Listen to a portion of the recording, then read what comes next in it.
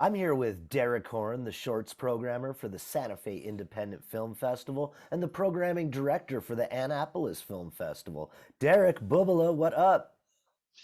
Lots of stuff. How are you, Jacques? Good, good. It's been really nice how it really just snowed here, and I'm excited to get out there and play in it. So yeah, it's been really nice here.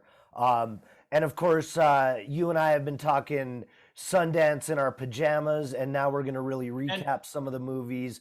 We had a show a couple weeks ago where we talked about some of the ones we were excited about, and now we're going to talk about some of the films that we've seen and review them a bit. yeah, and we're almost through Sundance. Just have one more film tonight, the Alexei Navalny documentary, which I'm really excited to see. It was a last minute addition to the schedule. And then of course Slam Dance starts tonight. I got to start making my way through those films, and then I think European Film Market in Berlin starts next week. So there's a lot. It's ongoing. But before we talk about Sundance, I just wanted to kind of revisit our discussion from last time about the short films that are on the Oscar shortlist, because I think they're going to announce nominations on February 5th, which is probably after this webisode or podcast airs. I don't know, That'll but be today. So today you'll be able to. great.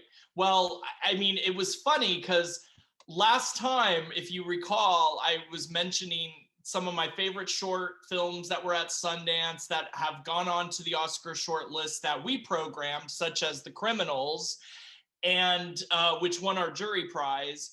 And remember, I mentioned that Quebecois short called Like the Ones I Used to Know that we also programmed, and it won an audience award at Annapolis. And I love this film, and I kept thinking this should also be on the short list. Well, guess what? It is, Oh but no. it's under the French title, Le Grand Claque, or I don't know, Le Grand Claque. And I don't know how to say it, but it was so funny. I'm reading this article about films, New Yorker article, and it mentioned Like the Ones I Used to Know, and I'm thinking I don't see that on the Oscar shortlist. And then I realized in parentheses it had the French title. So there you go. My two favorite films at Sundance last year, and interesting that they both made the Oscar shortlist for this year. And then we also had the animated film Step into the River, which is a Chinese animation that we had at Santa Fe this year. It's also on the short list along with Affairs of the Art, which won our jury prize. And then in the documentary category, we also screened A Broken House. Remember about the Syrian architect who builds the models of houses like back in his country, and then in a fit of frustration, he destroys the models, which is sort of metaphorical to how the city gets destroyed. So we had that in addition to Sophie and the Baron, which won our audience award, and those are both on the Oscar shortlist. So we have two films in each shortlist category that played at Santa Fe, but live action, animation, and documentary. So And Derek, what exactly is the Oscar shortlist? I guess that's their way of narrowing down. I think there's probably hundreds of films that qualify for Oscar consideration, either through winning an award at a qualifying Academy accredited festival or winning a Student Academy Award or whatever the processes are. And the other categories, art directions, special effects, cinematography, those are all voted by different groups from the Academy, different members. And so I guess this is kind of their finalist list, and then they got to narrow it down to the five nominations. I'm not an Academy member, so I don't get to know the behind the scenes of how that happens. Well, let me express my appreciation for just being so amazing at what you do in bringing these movies to Santa Fe, in giving audiences here a chance to see them well before they end up on the Oscars shortlist, and then go on even further. Well, thank Um, you for giving me the opportunity to program them and giving me sort of the freedom and flexibility to just choose awesome short films. Yeah, I mean, I know we've worked together a long time. I feel like I'm really richer for the experience of knowing you and being able to see some of these films and understand their significance and how they end up in the program, and then watch them then go on to be recognized in other ways. Yeah, definitely gives us validation of what we do. So I think we should jump into the Sundance movies if you're ready. I know you Sure. could probably, yeah. Well, it's funny because, we're doing kind of the before and after in the films that I thought I might love, I still loved, or they weren't exactly what I thought they would be. But we always joke about the Sundance synopsis descriptions, for the catalog. Sundance writes beautiful poetic descriptions of the films, but they often do not tell you at all what the film is about. So, they purposely keep it vague because they don't want to give away any spoilers, particularly with a film like Palm Trees and Power Lines that I just saw last night, which is incredible. But it was very important for them then to not tell where the story was headed, And then, of course, remember the opening night film with Julianne Moore that Jesse Eisenberg directed. And we were talking about it. I couldn't tell, is it going to be a love story? Like no, there's not a love story for Julianne Moore with the younger guy. It's an interesting parent-child relationship, though. Probably one of the most unique mother-son stories that I've never seen explored, where a mother is so disappointed with their own child that they sort of become fascinated with another young person about the same age and try to, in fact, her son is classmates at a school with this other young man that she becomes obsessed with, staying in the shelter with his mother that she runs a nonprofit women's shelter. So she And tries to help the guy get into college. I mean, I don't want to give spoilers, but she tries oh, to don't help. worry about that, Derek. Yeah. But what I'd like to say is that young man who plays Julianne Moore's son, the kid Oh from yeah. Stranger Things, Yeah, is yeah, that yeah. right? He does a very good Jesse Eisenberg impression, doesn't He he? kind of does, but he also just does a very annoying impression. I wanted to wring his neck through the entire film. It was almost hard for me to watch because of his character, but it's because that's how so many kids in that generation do act, and the way they treat their parents with such disrespect, and the way they're so narcissistic and they think the world's around them and they all want to be famous on TikTok or whatever. And it's hilarious watching him try to pursue this really smart, politically aware girl at his high school, who I think she's treats him very patiently, considering, I mean, I would have told him to get lost. He's that annoying. But I liked the young man who played the guy at staying at the shelter that Julianne Moore befriends. I thought he was wonderful, and Julianne Moore had a very interesting performance in this. It was kind of a mix between her take on Sarah Palin in that HBO movie, as well as, I don't know if you ever saw the Kristen Wiig character on SNL where she does Penelope, the one who always tries to tries to top everyone's accomplishments, and she's always bragging and boasting. She has this weird way of talking, and it's this bizarre character that Julianne Moore created. It's unique and memorable, and it's consistent through the movie. So, she's quite the chameleon. Yeah, she was my favorite part of it, and you got to see a little bit of Albuquerque for people who are familiar with the city. Yeah. And don't you think, I mean, for me, the movie, I loved the ending. I love where it all went. It was a profound movie that stayed with me after I finished watching it. So, as annoyed that I got with her son's character, I know it was very important to the film, and it made the journey worth it because of how it all came together at the end. I mean, on both their parts, the mom and the son both did not understand each other, and they, sort of come to a realization. I don't want to give it away, but it definitely illustrates the generation gap. It's fascinating. So, Yeah, I could see why it ended up in the program. That the it's very timely. I mean, you got like that that TV show White Lotus really addresses these kind of parent-child dynamics of these sort of I don't know, privileged kids that they think they know it all and their parents are stupid, and the generations just don't respect each other and can't communicate. There's Derek, yeah. we've got about a minute left. Let's move on to the next film, and Right. then Well, we'll I go would to a say break. the Leo Grand film starring Emma Thompson. Good luck to you, Leo Grand. Also, kind of touched upon similar themes of mother-child relationships because the actor who plays this Leo Grand, you find out later his own relationship with his mother and had maybe some similar issues. I think Emma Thompson's character says at one time in the movie how boring her own son is. It's like, so once again, she's so bored with her own son, she becomes fascinated with this other younger man. But Emma Thompson was extraordinary. I forget the actor's name who played Leo Grand. He's phenomenal. Incredible. It's a chamber piece. It's mostly them in a hotel room, a lot of dialogue, but very fascinating, well acted, um, compelling dialogue, and then very brave performances from both of them, and bearing more than just their soul. Emma, why do I keep calling her Emily? Emma Thompson, you know, pretty much bears all. So if anyone wants to, that's not the point So, of the film, but Derek, we're going to take a short break and we'll come back more and hear more about Sundance and watching it in our pajamas this year with I'm festival watching Emma programmer. Thompson in her pajamas, and she looks great. Love Emma Thompson. Woohoo! Derek, thanks for joining us, buddy. Sure.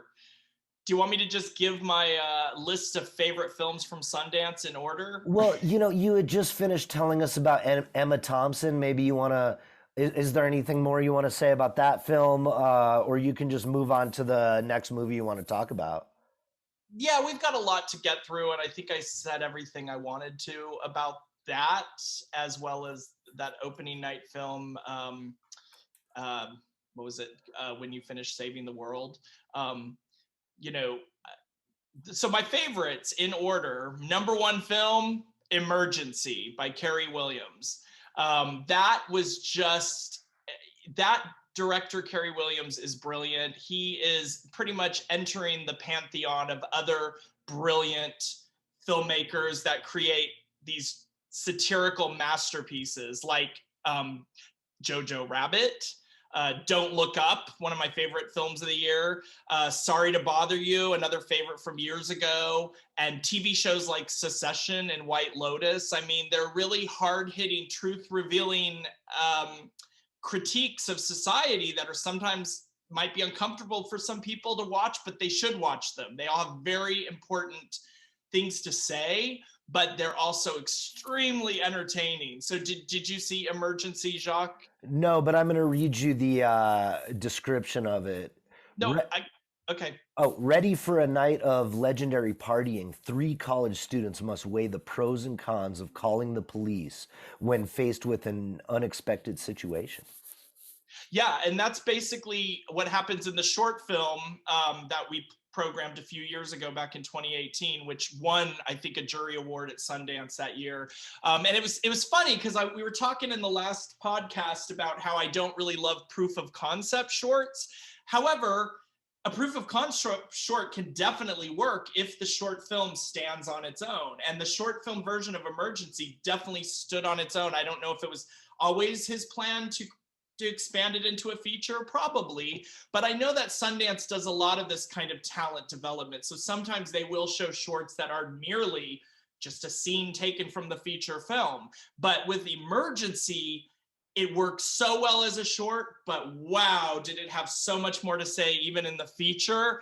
I'm so glad he made this film. I mean, the journey they go on to figure out what to do with the situation is brilliant. Every character is so well, it's an equal opportunity offender. It kind of satirizes everyone. Everyone's going to get probably offended at some point in some way, but we are living in a world that is way too uptight and gets offended at the drop of a hat. So people need to just chill and realize we need to discuss these things through civil conversation. And not cancel anyone and not attack people and let people be heard and try to understand where other people are coming from. But this film really brings out some harsh truths. So I don't want to say any more about it because it's such a wonderful, unpredictable journey.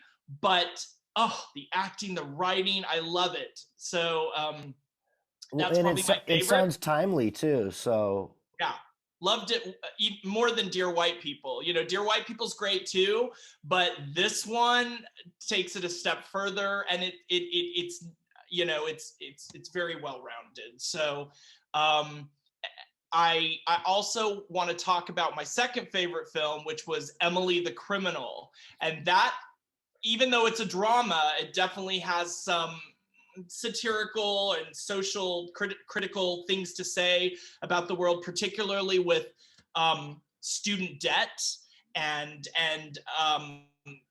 you know, what it takes to make a living, an honest living in this world when things are so expensive and so impossible, and it's an indictment against the gig economy and how hard it is to just get a regular job with benefits because interview processes are so rigorous. And if you get something on your background, I mean, this is a cautionary tale about getting anything, keeping your background squeaky clean and not being very careful about your acquaintances and who you get sucked into whatever schemes, because basically Aubrey Plaza plays this woman who gets drawn into a credit card scheme, and she does one of these transactions, and then they ask her to do another one, and each one gets more and more serious till it's like a vicious spiral, and she gets caught up in it. And of course she can't get an honest job because she has an incident in her past. And you know me, Jacques, I've already gone through the interview process and just got a job, you know, a full-time job, but it is hard out there. So my heart really went out to her, especially in the scene where she's running past and there's a Starbucks in the background that says, "We're hiring." I thought that was hilarious. But Aubrey Plaza, she's such a good actress. I mean, I know she usually does comedies, so she's a brilliant comedian as well, but it's so nice to see her do kind of just a straight drama. She's so good and consistent through it all. And so that's Emily the Criminal. Brilliant movie. Oh, and it's directed by another filmmaker whose short film I loved, John Patton Ford. I think it was his AFI student thesis film in 2010 called Patrol that I programmed at a lot of festivals. I would have programmed it at Santa Fe, but I wasn't working with you guys back then. But his film, he's so good with character movies, and this is a film that deserved to be titled after the character in the movie, Emily. And I love to say that it's kind of truly the flip side of Emily in Paris. You know, Emily in Paris is this nice idealistic fantasy of a girl who gets a dream job and gets to move to Paris, but not in Emily the Criminal. Poor thing, she just can't get a break. And there's a brilliant interview scene played by Gina Gershon in an excellent cameo. It was great to see her in a movie again. Love her. Derek, I couldn't help but notice that you mentioned you got a full-time job, and I think we mostly know you here as a, you know, rebel who plays by his own rules. So I think we were all surprised to hear that, and I know it's brand new, so hopefully on the next episode that you join us for, we can unpack all of that and hear about the good news. Yep, they're still doing their background checks on me, so hopefully everything checks out. I mean, they made the job offer, but you know how it is. I start next week, February 3rd, so after that happens, I think I can publicly announce it. I'm Put it looking this forward way, to that. I will definitely be discovering a lot of the new emerging talents of tomorrow in this job. It's very exciting. So, you know, one that I saw was Marte Is that high on your list? Is that the Brazilian film? I didn't get a chance to see it. You know, and I yeah, wanted to. it was really nice, and I'll tell you all about it. But please just let's hear what your next favorite was, if you're ready. Yeah, well, you know, with the industry pass, they only give you so many tickets for, 10 for the premiere screenings, 15 for the second run. So, when they added that Navalny documentary, I think that's probably the one I ended up using my last ticket on instead of the Brazilian film, which I really do want to see. So So is this isn't a movie that praises Navalny, is it? I haven't seen it yet tonight, but I Yeah. hope Well, I mean, I'd like to have I'd love to talk about that movie once we both get a chance to see it. yeah, I mean, I've been following his story in the news, and I'm fascinated by him. And I mean, I can praise Navalny from what I've heard. Oh no! All right. Well, I don't think there's any reason to praise him, but um, Would you praise Putin instead, or? no, I would praise neither Navalny or Putin, but I think the U.S. has a real history of anti-Russian propaganda, beginning with World War One, and then World War II as well, and then there was the McCarthy era where filmmakers, Jewish writers and directors like Trumbo were accused of being Russian. Right, but remember, it's interesting to see which political party criticized Russia when it was communist, and which political party loves Russia now that it's almost a fascist dictatorship. Like, it's gone from the extreme left to the extreme right, and both times there isn't much freedom for the citizens, and especially with Navalny, who's trying to get people, fairly elected, and then all of his means are, communication channels are closed down, and then we've got our corporations here, Google and Apple, going ahead and shutting down those technical channels. And it's like Putin has the country, in the grasp of his hand, and he's not letting go. And he's basically it's a one-party system, which is so dangerous.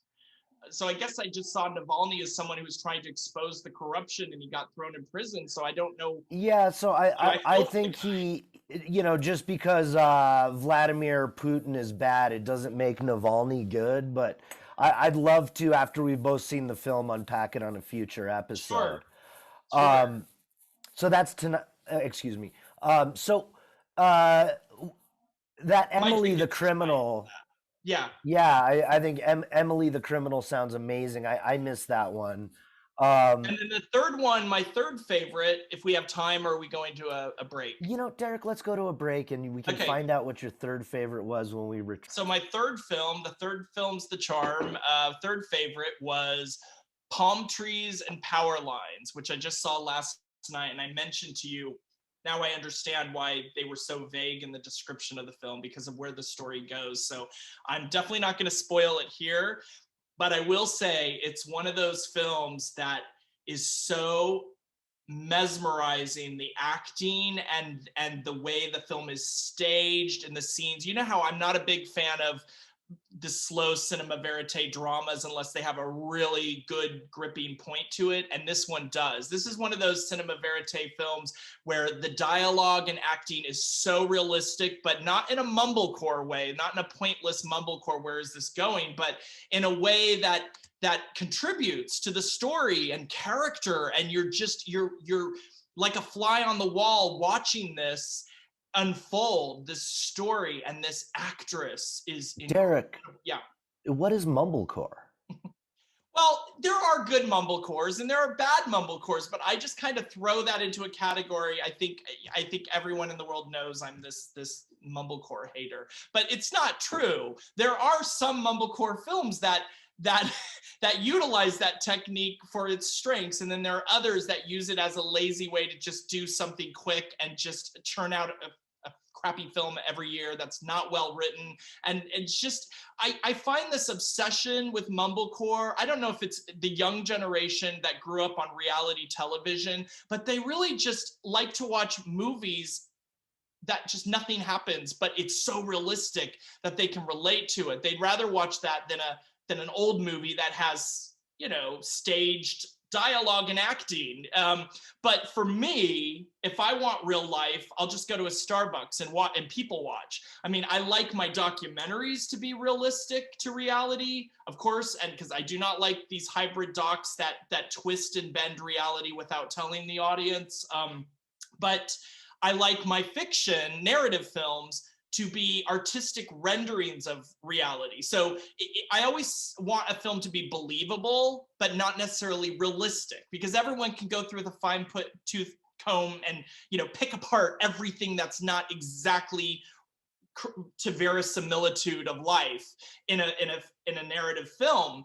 But there are some films, like what was that Romanian film, 4 months, 3 weeks, 2 days, where, you know, every little detail matters because you are in the shoes of the protagonist, and it makes that thriller all the more effective. And you know, Andrea Arnold does these beautiful dramas that are just so mesmerizing to watch. You feel like you're a fly on the wall, but you're watching something interesting. It's all about whether the story and characters are interesting, and they are. I mean, Jonathan Tucker plays this guy. He's, you know, it's a young girl who gets infatuated with this, I say older man because he's certainly younger than me, but I think he's in his 30s. And it's fascinating because I remember his debut in one of my favorite films back in 2001, The Deep End, with Tilda Swinton, and he played her son, and it was sort of a film noirish thriller where he gets caught up in some scheme. Well, in this, he plays someone that might be a little shady. We don't know, but the great thing about it is it's just heartbreaking, the emotions, to watch what she goes through, you know, falling for this older guy and coming to some realizations and reality of life. And I'm trying, can you read that description and tell me, what's the name of the actress again? Dewicki, her last name is, no, wait, what is her name? Hold on. We're talking with Derek Horne. He's the short film programmer for the Santa Fe Independent Film Fest. And today we're doing Sundance in our pajamas. I'm looking it up right now. I can tell you the director's name is Jamie Dack. She was an NYU graduate, and I think this also was a short film at one time that maybe played at Sundance. So once again, another really good short that ended up, you know, becoming a proof of concept, I guess, for a really excellent feature. Jamie Dack is probably my favorite filmmaker discovery of the feature of a new filmmaker. And the actress was Lily McInerney.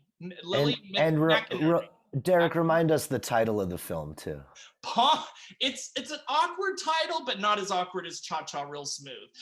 But it's a title that actually means something for the story, Palm Trees and Power Lines, because I'm not sure where it takes place, if it's in Arizona or Southern California, but there's really kind of a juxtaposition between the idealistic beauty of the palm trees, like a paradise, and the kind of dystopian power lines, atmosphere. So yeah, it's called Palm Trees and Power Lines. Maybe a distributor will pick it up and have them change the title, or maybe they'll keep the title. I think the title could grow on me, but the title really doesn't matter. The film is so incredible. So. And Derek, was there anything else you really enjoyed? My fourth favorite on the list, let's see, would be Call Jane. I enjoyed it. It's directed by who's that UCLA professor who wrote the script for the movie Carol with Cate Blanchett? What's her? Oh, Phyllis Nage.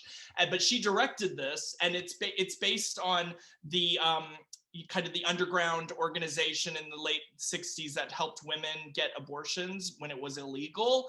And it's so interesting because I watched this along. I also watched the French film Happening, which is like, boy, those illustrate two vastly different approaches to filmmaking, because Happening was warts and all detailed, very slow European style, where there was not a high concept story. It was just like the everyday life of what a woman would go through finding out she got pregnant, a young college student, and trying to get an abortion. Whereas Call Jane was more American, and that it really just edits it down to the crucial parts, and there's humor in it, and it's very entertaining. I mean, both films are really well acted and worthwhile films. But and Derek, what's the name of the organization in Call Jane? I think maybe some of our listeners may remember that. I don't know if they're just called the Janes. I saw the HBO documentary about them yesterday, the Janes. So it's kind of an interesting, you know, Sundance is always very topical, and,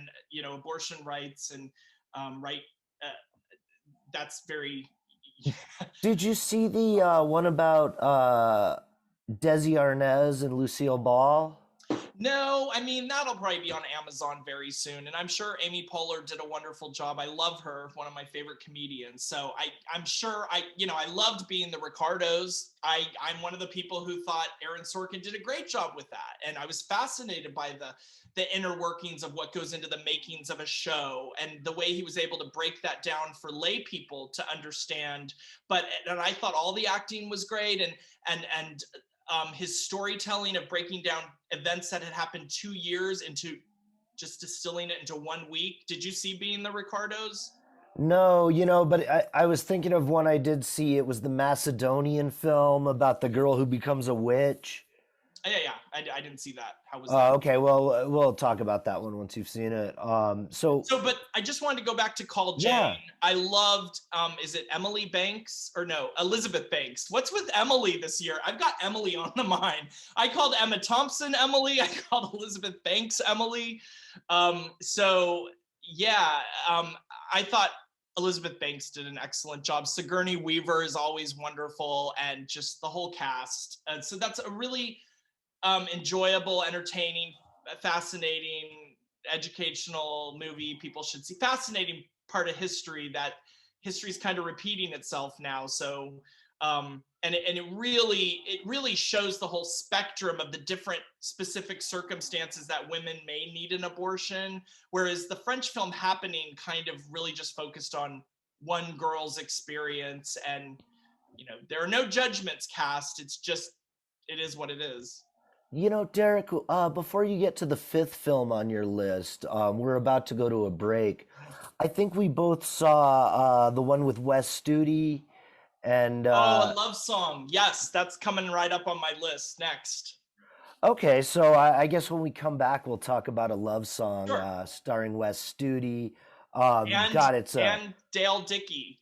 and Two Dale of them. Dickey. Sure. Well, first of all, we had talked about it on our last podcast because it's directed by Max Walker Silverman, who we've programmed his short films in the past. I know this last festival we had his short Chew Boys of Summer, and then at the Annapolis Festival I programmed a short film called Lefty Righty, which kind of had a similar quirky feel with a quirky family of cowboys in it. So that moment in a love song when they kind of keep appearing, I don't know if they're supposed to be the sort of her guardian angels that keep showing up at where her trailer is parked, or travel van, what is it she's in, but it's wonderful because it's a mixture of these kind of surreal quirky moments, almost like a Wes Anderson moment, but then there's this beautiful, very, once again, engaging, realistic type of style where you just are mesmerized by every detail. I mean, watching Dale Dickey,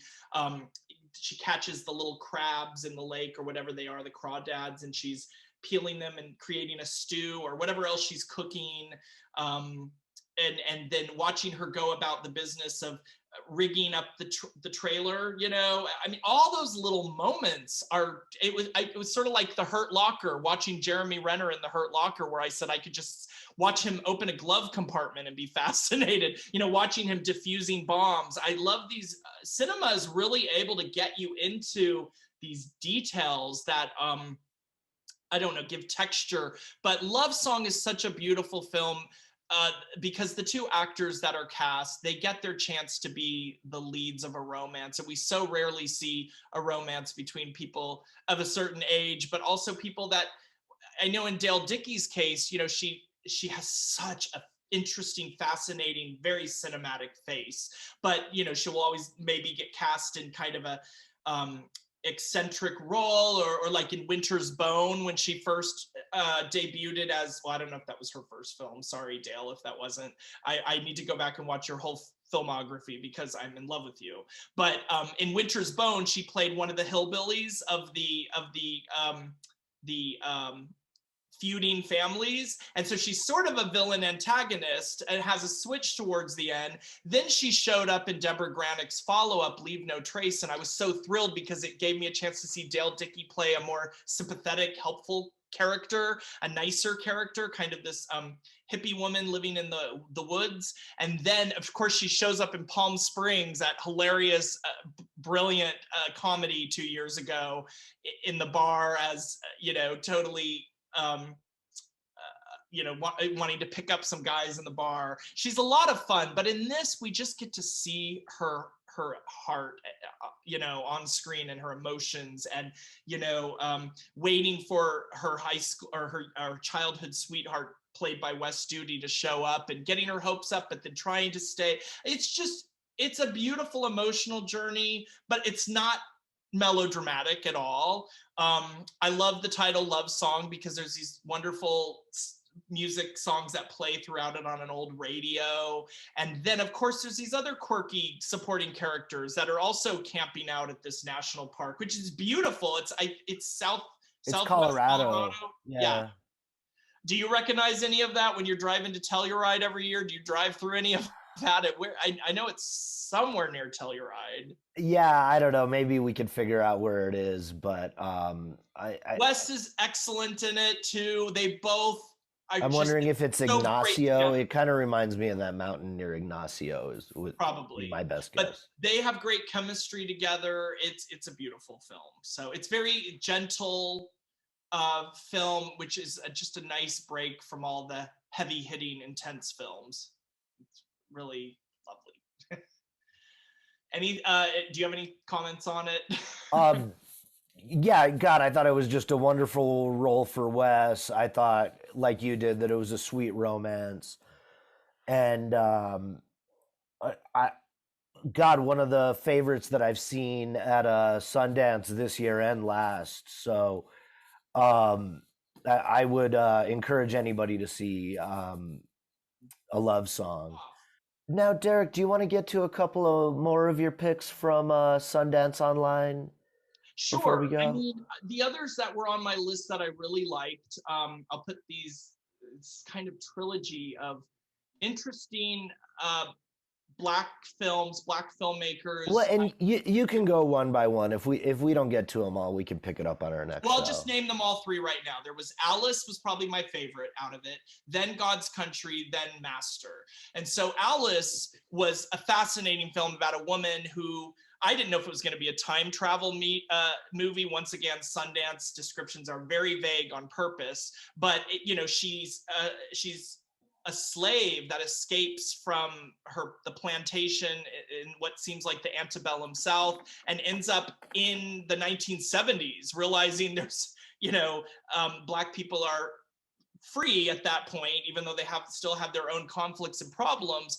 And she wants to somehow travel back to the plantation to rescue her other family and friends that are enslaved there. I don't want to give too much away of the story, other than to say the actress is incredible in it. And is the actress the director? Can you look this up? I'm forgetting. Let me look and see who directed it and stars in it. So it's directed by Kirsten Verlinden, and the lead actress, Keke Palmer, of course. So she's incredible in it, and beautiful production design. So it's kind of like it kind of has an M. Night Shyamalan type of twist, if that's not giving away too much. But then there's also a 12 Years of Slave. What is that movie, 12 Years of Slave, that won the Oscar? That was so excellent.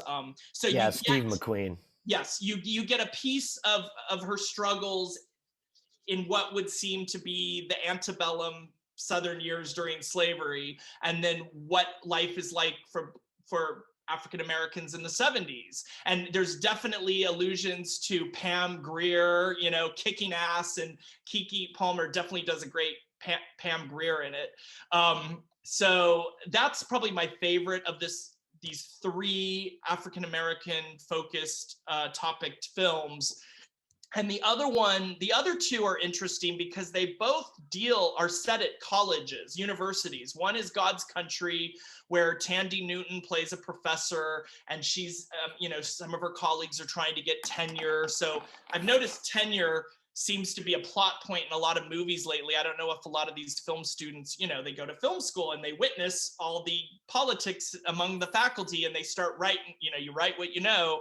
But tenure shows up in God's Country and the film Master, which is a horror film, a horror thriller in the vein of Get Out, by the director of Hairwolf. Remember, we had that short Hairwolf at Santa Fe. So once again, a short film is definitely the entryway into making a really great feature film. And Master is fascinating because it blends a little bit of that gothic horror thriller. Hey, Derek, we're gonna have to pick it up on the next show. But God, thank you so much for really unpacking Sundance from your pajamas. And I just have to mention about God's Country, it's beautifully crafted, acted, shot, but it's the sound design that really takes the cake. I mean, this is a smorgasbord for people who love ASMR. I mean, it's got lots of footsteps on creaky wooden floors, rattling trains, crackling fire, wind chimes, thunder rumbling, raindrops splattering, eggs boiling in water, lots of rustling cloth and sifting through boxes of things, and scissors cutting paper, and drops of water dripping onto carpet with a thud. I mean, this is truly an ASMR lover's dream. It's almost distracting.